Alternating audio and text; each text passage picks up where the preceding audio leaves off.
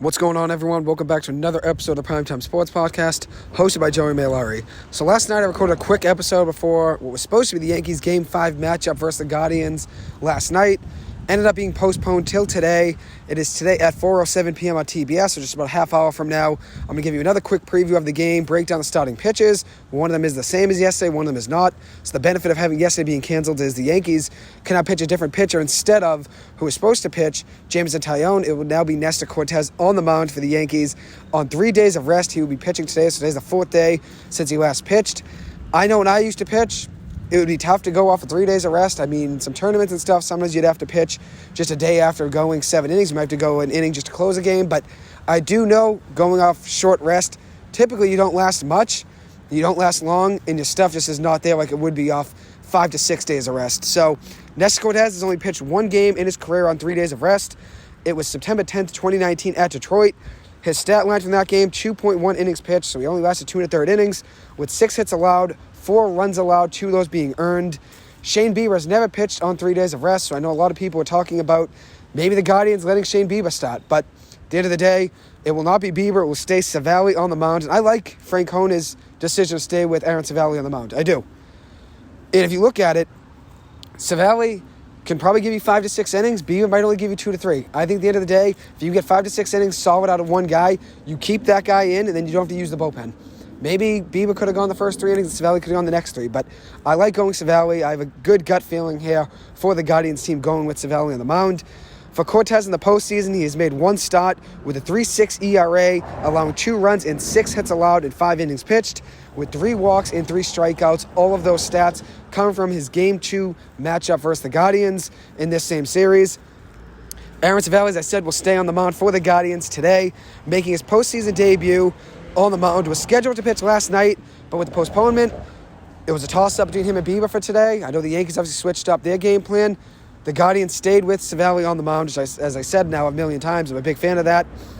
If you look at Civale's stats from the year, you're going to think, oh, this guy's an average pitcher. But I think at the end of the day, what you have to factor in is all the injuries he had. He could never stay consistently healthy, so it's really hard to get in a groove when you're only making 2 or 3 starts. You're struggling in 1 or 2 of those 3 starts, and then you get hurt again. Then you're right back to rehabbing, playing at AAA, and then trying to make your way back up. So he could never find a consistent foot on the mound this year. He couldn't stay consistently in the MLB this year with all the injuries. He was pitching in AAA a little bit, trying to get back through rehab with those injuries.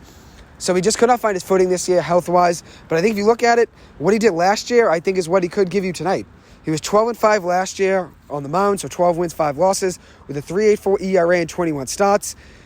On the year, this year, though, 5-6 record, 5 wins, 6 losses, with a 4.92 ERA. And as I said, though, he struggled with injuries and struggled staying healthy, so it's really hard to find consistency when you're injured, as much as Civale was this year. So I think he's going to have a good game tonight. I've always been a big fan of Civale. As I said yesterday, a former Northeastern University Husky, pitched 3 years for Northeastern before being a third-round pick to Cleveland in 2016.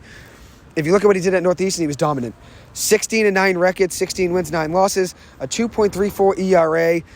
All of those coming in 3 seasons for the Huskies.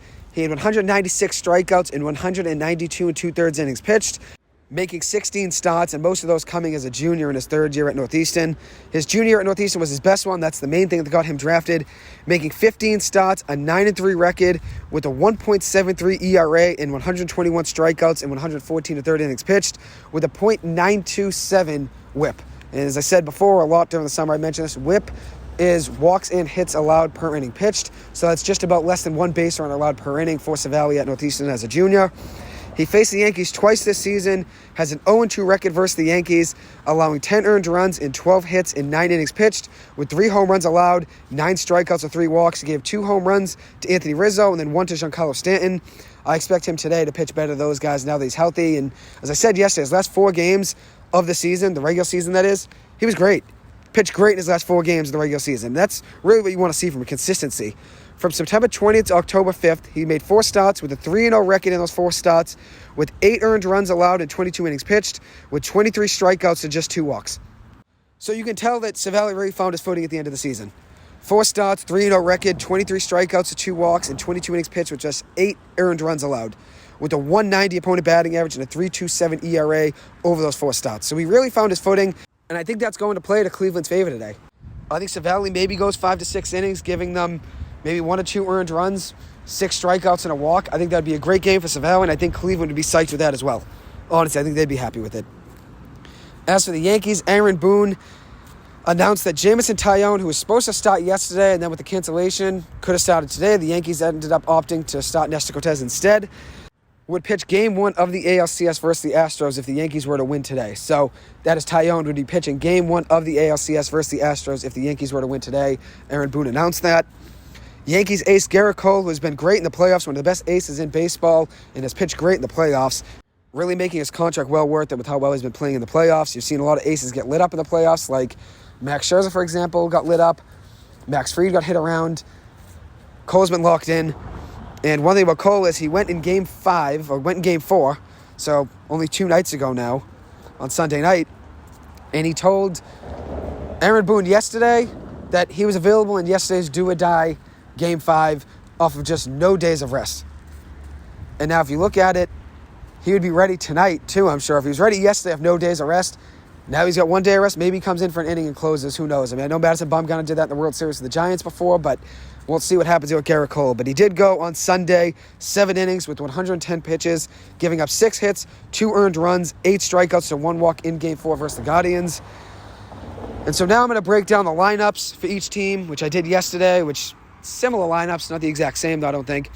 For the Guardians, leading off, we Steven Kwan playing left field, Ahmed Rosario playing shortstop, batting second. Batting third is star third baseman Jose Ramirez. Hitting cleanup is right fielder Oscar Gonzalez. Batting fifth is the DH Josh Naylor. Next up is Gabriel Arias, batting sixth, playing first base. Batting seventh is second baseman Andres Jimenez. Hitting eighth will be Austin Hedges. He will be doing the catching for Aaron Civale in today's game. Last in the order is center fielder Miles Straw. Then for the Yankees, leading off for the third game in a row is second baseman Gleyber Torres. Batting second is the American League MVP, which is not official yet, but I'd imagine he wins it. Aaron Judge playing right field. Hitting third is first baseman Anthony Rizzo. Batting cleanup is the designated hitter Giancarlo Stanton. Next up, batting fifth is Josh Donaldson playing third base. Batting sixth will be the shortstop Oswaldo Cabrera. Batting seventh is the center fielder Harrison Bader. Hitting eighth is the catcher doing the catching for Cortes, Jose Trevino. And batting ninth, rounding out the order, is the center fielder Aaron Hicks. So my prediction for today's game, which I had a prediction yesterday, and as I said yesterday, I don't really have a favorite for either team. I don't have a favorite for either team. I'm not going to really care either way too much, since obviously the Red Sox are out. You guys know I like the Dodgers a little. I like the Phillies. The Phillies are the main team I'm rooting for, and hopefully the Phillies win the World Series. But I don't really have a care for either team to win. At the end of the day, I just want to see a good game of baseball. But now with Aaron Civale being on the mound in Game 5, I will be rooting for the Guardians to win today. Since he's a former Northeastern Husky, I'm going to stay loyal to those roots right there at Northeastern. As you guys know, I'm a big Northeastern baseball fan, so I'm hoping Civale is a very good game today for that Guardians team. My prediction is the Guardians win a very close 5-4 ball game. And as I said, I'm rooting for Civale to do well. Hopefully he goes 5 to 6 innings, giving up maybe 2 earned runs with 6 strikeouts to a walk and maybe 5 hits. That's a prediction right there just of what I would hope would happen for Civale. So some storylines and things to look out for or keep in mind. One thing to look out for is how Aaron Judge plays. He's hitting just 125 in the postseason this year with 1 home run, 2 runs batted in, 9 strikeouts to 1 walk, which Judge was so patient at the plate over the last month since he couldn't hit those home runs really with all the pressure that was on him. He was still walking a ton of getting on base. Now, though, in the postseason, 9 strikeouts to just 1 walk, so he's not as patient at the plate as he typically is, with a 489 OPS, which is very down for him considering how good of a regular season he had, and a 176 on-base percentage. In his last 12 playoff games dating back to the 2020 playoffs to now, so last 3 years in the playoffs, in 12 games, Judge is hitting an abysmal 140, 7 hits and 50 at-bats, with a 594 OPS, 4 home runs, 7 runs batted in, and 19 strikeouts to 5 walks. So he's really just been struggling over the last 3 years in the postseason. Honestly, his whole career. And I did a lot of these numbers today. I was crunching all these numbers up, trying to figure out what I could talk about in this episode. Judge has honestly struggled his whole career in the playoffs. From 2017 to now, he's hitting just 219 and 39 playoff games with 12 home runs, so his power is there in the postseason, which is nice. 12 home runs with 24 RBIs, 60 strikeouts with 24 walks, and 807 OPS and 27 runs scored. So the power is there, but the 219 batting average has to be better, especially for a player of Judge's caliber. That Yankees team needs him to have a huge game today. They need it. And it would obviously shut down all the narratives that Aaron Judge can play in the postseason. hopefully he changes that narrative around today. As I said, I do want Cleveland to win since I like Civale, but I will be rooting for him to do well. I like Aaron Judge. I think he's one of the best players in baseball. Obviously, I think everyone knows that, and he's a very respectable player, even though he's not on my Red Sox, not on the Dodgers. I've always liked Aaron Judge for the way he plays the game and how well of a leader he is for the Yankees team. He's a staple of New York baseball and, honestly, sports in general. So I'm rooting for Judge to do well today. Another thing to keep your eye out on is Giancarlo Stanton. Hit a home run off Civale in the regular season, so hopefully Civale figures that out today. But Stanton's been struggling in the postseason, hit just .083. 083 in the postseason with a home run, which is his only hit, 3 RBIs, and a .533 OPS.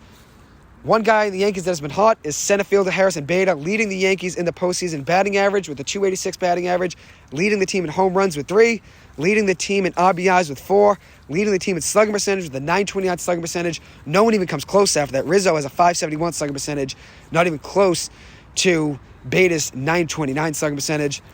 And then he also leads the team in OPS. So Bader leads the team in OPS with a 1215 OPS, slugging percentage, RBIs, home runs, and batting average. So I know at the end of the day, everyone talked about the Jordan Montgomery trade to the Cardinals, and the Yankees got Bader back in return, a guy that was hurt for just about 2 months, last 2 months of regular season since the trade deadline.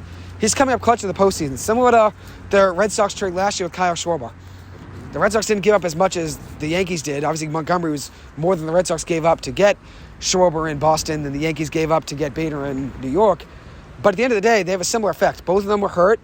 Schwarber and Bader were both hurt for the majority of the end of the regular season after the trade deadline, and then they came up big in the postseason. Obviously, it helped the Red Sox make a run to the ALCS, and we'll see what happens tonight with the Yankees maybe making a run to the ALCS themselves.